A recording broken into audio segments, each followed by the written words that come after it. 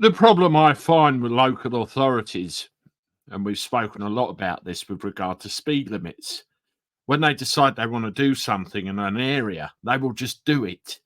They will pretend that they've consulted the population and they will move in and make the change they want to without any fear of retribution. Well, every now and again, somebody steps up when they look out their window and see something particularly nefarious going on outside and thinks, I'm having none of this.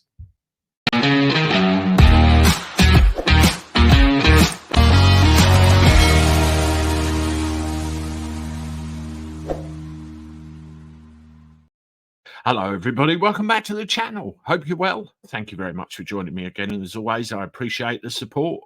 Please keep doing what you're doing. Well, speaking of keep doing what they're doing, I really love stories like this where prime examples of people power when individuals decide, nah, that's not good enough, I'm afraid. Council, local authority, government, or whatever it happens to be, they do something about it. Have a look at a picture of this gentleman, Mr. Garman. He's 69 years old, and that big pile of mud and that digger arm is actually right outside his house. Yes, you can see where this story is going.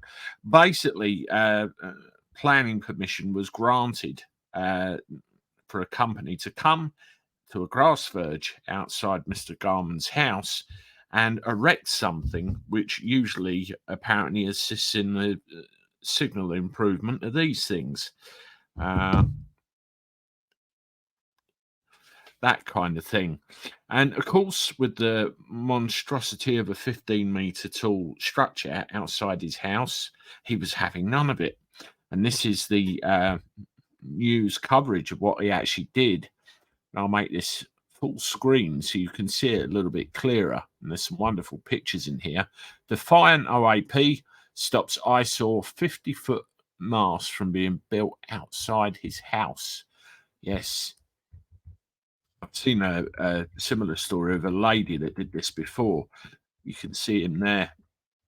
A Defiant OAP has prevented an ugly 50-foot mast from being built outside his home after he put up a staunch protest with supportive neighbours, supplying him with cups of tea during the ordeal.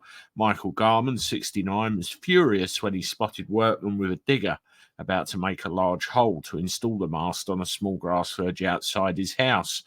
And they had to stop when he moved his car and his camper van onto the area to prevent them from doing anything, and erected a deck chair to sit on and wouldn't budge. And his neighbours brought him round cups of tea. This is brilliant. I've seen this before. In March, it's East Suffolk Council handed permission to Signal Infrastructure Limited to put the mast up. And as I said, the whole idea was to improve the signal quality of certain handheld devices we've come to rely on in our everyday lives.